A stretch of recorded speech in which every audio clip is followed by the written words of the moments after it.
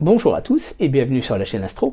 Vous avez été quelques-uns à me poser la question ces dernières semaines, mais également par le passé, me demandant qu'est-ce que je pense de Stellina et de EVscope, c'est-à-dire ces télescopes de nouvelle génération que vous posez tout simplement dans votre jardin ou sur une terrasse et vous appuyez sur un bouton sur votre smartphone et finalement le télescope fait sa mise en station automatiquement par reconnaissance des étoiles.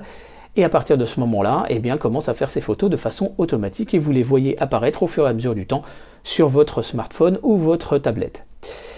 Et personnellement, j'en pense beaucoup de bien. Alors je vous propose de voir pourquoi, et je pense que je suis quand même assez bien placé pour en parler, parce que c'est absolument pas ma façon de faire de l'astronomie, puisque le Photostroke que vous voyez à côté de moi est probablement le télescope le plus aux antipodes de ces télescopes automatiques que vous puissiez trouver sur le marché.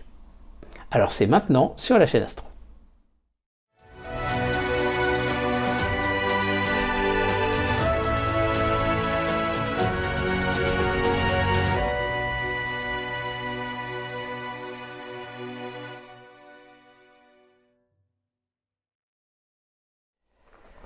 Alors pour commencer, j'aimerais juste faire un bref rappel, c'est quoi ces télescopes. Donc, ils sont sortis à peu près en même temps, il y a déjà un peu plus de 2 ans. Alors, Stellina, qu'est-ce que c'est? C'est une lunette 80 ED, 80-400, ou rapport focal sur diamètre à f5, avec un capteur IMX 178 couleur.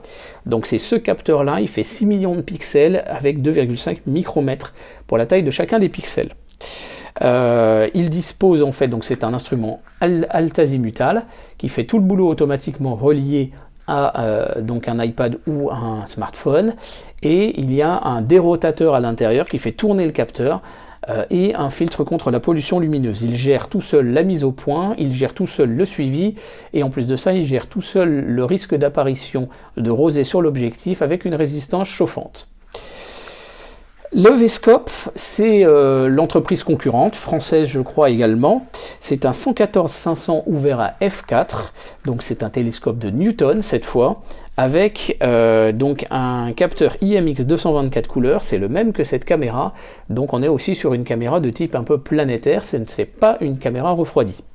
À ma connaissance, il n'y a pas de dérotation sur le système de l'EVscope, dans la très bonne et simple raison que finalement la caméra, si vous voulez, elle est disposée comme ça à l'intérieur de l'instrument, en lieu et place d'un miroir secondaire.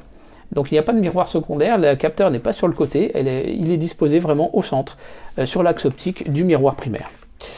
Et le dernier, le Vespera, il est en cours de développement par Vaonis, donc qui a développé Stellina.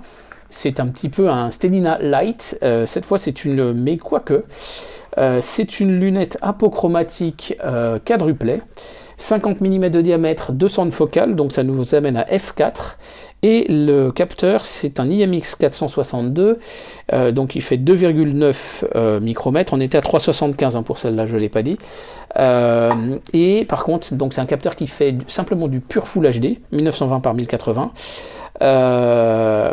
voilà, donc on est sur un produit qui est plus petit, j'ai envie de dire, mais peut-être qu'au niveau qualité, il sera peut-être vraiment très intéressant. Parce que la 80 ED, elle avait tendance quand même à baver un petit peu sur le capteur IMX 178, qui avait peut-être des pixels trop petits pour elle. Donc il va être peut-être très intéressant. Alors, je ne vais pas vous faire un test de ces 3 télescopes, dans la mesure où je ne les ai jamais eus entre les mains, et j'ai plutôt pour habitude de vous parler des choses que j'ai vraiment eues entre les mains, et sur lesquelles, voilà, j'ai pas envie ni de vendre la peau de l'ours avant de l'avoir tué, ni de dire des bêtises. Il y en a certains qui ont essayé, et puis ils s'en sont brûlés un petit peu les ailes. Là-dessus, moi j'aimerais plutôt vous parler de l'aspect philosophique qu'il y a derrière ces instruments. Alors je vous propose un petit peu d'histoire sur des trucs qui ont fait flop, sur des trucs qui ont attiré la moquerie par le passé, et qui pourtant, aujourd'hui, sont dans vos poches. Je m'explique. En 1993, Apple, sous l'impulsion, je crois, de Steve Jobs d'ailleurs, avait sorti le Apple Newton. 1993, il était complètement en avance sur son temps, c'était un PDA, donc un assistant personnel de poche, avec reconnaissance d'écriture avec un stylet. Et donc ce Newton était très très à l'avance sur son temps, avec un écran monochrome, il était quand même assez lent, et il a fait un peu un flop. 4 ans après, Palm sort le Palm Pilot, donc le premier vrai PDA finalement qui s'est super bien vendu. qu'on a retrouvé finalement chez tous les businessmen, etc., qui l'utilisaient justement pour gérer leur emploi du temps, etc. 2002, Nokia a sorti la N-Gage. C'était une console portable, assez petite, avec une dizaine de jeux, je crois. Et cette console donc était également un téléphone mobile. Et elle a fait un véritable flop, et tout le monde se moquait de cette console parce que les jeux étaient un peu nuls par rapport aux consoles de Sega, de Nintendo ou de NEC qu'il y avait sur le marché à l'époque. Et puis finalement, en 2007, bien évidemment, vous le savez tous, Apple a sorti le iPhone. Et le iPhone a fait un véritable carton, puisque finalement nous avons quasiment tous que des smartphones quasiment aujourd'hui dans nos poches. Le marché de l'appareil photo numérique a été d'ailleurs tué par ce smartphone. Pourquoi ? Tout simplement, en 1959, Canon avait sorti la série R, qui ne faisait juste que faire la photo. Vous deviez avoir une cellule à la main pour mesurer la quantité de lumière. La série F en 1964 permet la mesure de lumière avec un petit témoin qui montait en fonction de la lumière qui rentrait dans l'objectif. Mon père avait le Canon FTB avec cet objectif que j'ai toujours, mais le boîtier malheureusement est cassé. La série A en 1976 a introduit l'automatisme, c'est-à-dire que l'appareil photo, là cette fois, déterminait le temps de pose et le diaphragme de façon a priori automatique. La série T en 1983 avec l'avancement électrique, donc motorisé de la pellicule. En 1987, le Canon EOS que vous connaissez avec l'autofocus. En 1995, les premiers EOS numériques que nous sommes beaucoup à utiliser même en astrophoto. Et le EOS M en 2012. Les caméras, vous avez connu peut-être la caméra Betamax, puis les caméras même carrément avec des cassettes VHS, puis ensuite les caméscopes Hi8, les caméscopes DV. En 1991, Canon a sorti le EX1 à objectif interchangeable. On pouvait mettre des objectifs finalement Canon EF avec l'autofocus de l'objectif en question, mais surtout avec la grande qualité optique et le bon rapport d'ouverture. Vous avez eu ensuite le XL1, qui cette fois n'était pas Hi8, mais était carrément en DV en 1994. Et quand j'ai vu sortir d'ailleurs ce modèle, je me suis dit, les caméscopes, il y a quelque chose qui est en train de se passer. Aujourd'hui, bien évidemment, vous le savez, les appareils photo de poche, et même les petits caméscopes ont tous été supplantés par finalement les iPhones. On trouve même des artistes qui font des courts-métrages avec des smartphones. Et aujourd'hui, finalement, il ne vous viendrait pas à l'esprit d'acheter ces deux produits. Si vous en avez encore, vous les utilisez, mais voilà. Et qui plus est, ces caméscopes à objectif interchangeable aujourd'hui sont supplantés par ces nouveaux appareils finalement, donc le Sony A7S, le Sony A7R2, le Sony Alpha 7, mais vous avez aussi les GH4, GH5, le Lumix, machin, etc. Il y a plusieurs modèles qui sont maintenant en fait des boîtiers d'appareils photo à objectif interchangeable et en fait qui sont utilisés en tant que caméra et qui sont réellement développés pour être utilisés en tant que caméra numérique. Donc vous voyez que la révolution en fait culturelle, elle est déjà en marche. On a connu donc la visée qui se faisait en parallèle de l'appareil photo. On a connu le réflexe où la visée se faisait réellement à travers l'appareil photo, à travers l'objectif, puis ensuite le miroir et le prisme de redressement en toit. Et aujourd'hui, bien sûr, avec le smartphone, eh bien, la visée, elle se fait à travers l'écran de votre smartphone. Et donc les appareils comme Stellina et Veskov sont finalement dans cette droite lignée de cette évolution technologique, mais qui est également une évolution finalement culturelle. C'est pas à proprement parler un télescope, on est beaucoup plus sur finalement un bridge, on est beaucoup plus même sur un astrographe, c'est-à-dire un appareil photo un appareil fait pour faire de la photo des étoiles et non plus pour les voir véritablement. On est sur de la réalité augmentée, mais là il y a une révolution culturelle et je pense qu'il faut l'accompagner, il faut l'encourager. Pourquoi est-ce qu'il faut l'encourager ? Eh bien tout simplement parce que si vous regardez aujourd'hui les astrophotographes avec leurs appareils photo, ils cherchent à automatiser au maximum les choses. J'ai connu à l'époque, la première fois que je suis monté à Saint-Véran, de faire de la photo avec un appareil photo, c'était justement mon Canon FTB à l'époque, puisque mon père me l'avait offert, en parallèle d'une lunette et avec les flexibles à faire la correction sur une étoile guide. Bien évidemment, aujourd'hui, on a les caméras d'autoguidage avec l'ordinateur qui fait ce travail.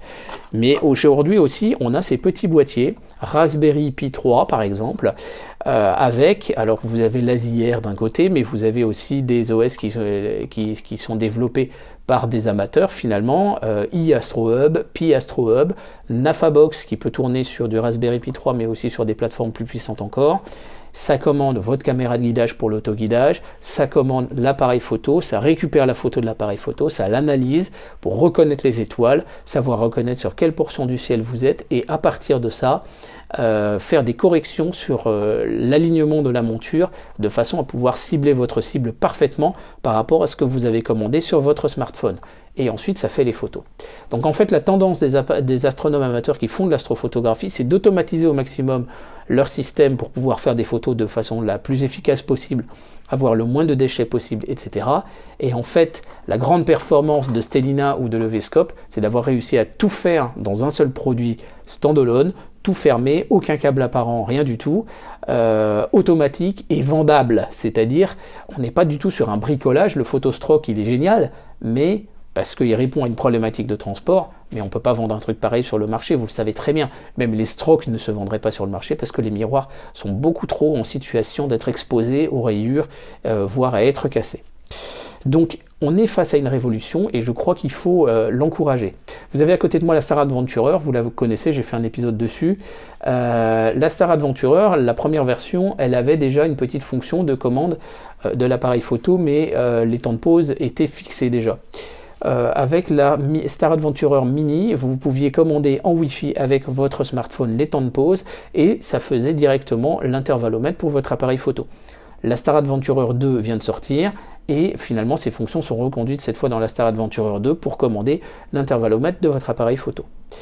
Mais imaginez que l'on sorte une monture comme une EQ6 par exemple, avec toute l'électronique de ce truc-là à l'intérieur. Avec simplement, alors éventuellement un stockage d'image qui soit embarqué dedans, ou sinon un disque dur ou une clé USB que vous branchez dessus. Et là, à ce moment-là, ce boîtier s'occupe, parce qu'en plus de ça, la monture elle est déjà alimentée par le powerbank. Il s'occupe d'aider à la mise en station et de bien vérifier la mise en station, d'améliorer encore la mise en station par du plate solving, c'est donc de la résolution astrométrique à partir des premières photos de l'appareil photo, commander aussi l'autoguidage, commander donc le dithering qui consiste à arrêter un petit peu les photos, de se décaler de quelques pixels et de relancer les photos, tout ça automatisé finalement dans la monture, ça fait un boîtier de moins, ça fait des alimentations en moins. Eh bien ça, je pense que ça va sortir dans les années à venir, je ne serais absolument pas surpris, je ne suis pas du tout dans le secret des dieux. Personne ne m'a dit que, j'ai pas vu aujourd'hui de constructeur le sortir, mais je suis persuadé que ça va venir. Voilà, donc ZWO a sorti l'ASIR, vous avez aussi Innova, qui est une société française qui a sorti des caméras avec une électronique de ce type-là, avec un OS Linux pour faire justement la résolution astrométrique et vous aider à bien cibler vos cibles, etc. et avoir quelques suites logicielles pour vous aider. Donc c'est dans l'air du temps que d'avoir finalement cet assistant numérique aux prises de vue de votre appareil photo.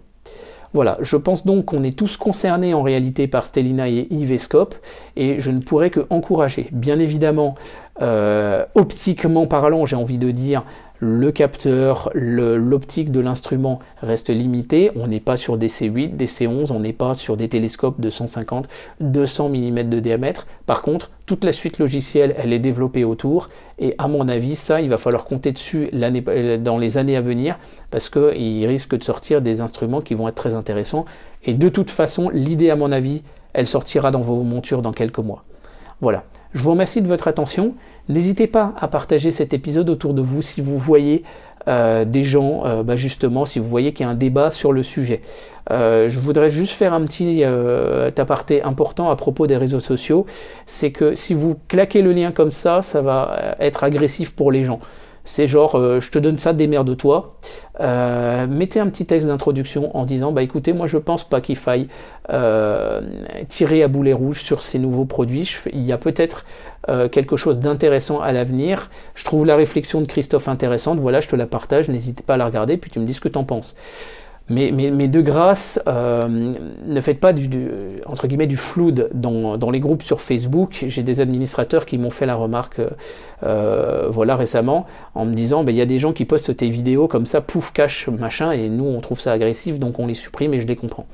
Voilà. En tout cas, n'hésitez pas à laisser un message dans l'espace commentaire si vous êtes d'accord avec ma réflexion ou pas, à partager bien évidemment cette vidéo autour de vous dans les clubs, etc. Et je vous dis surtout à très bientôt sur la chaîne Astro pour des prochains épisodes. Merci, au revoir.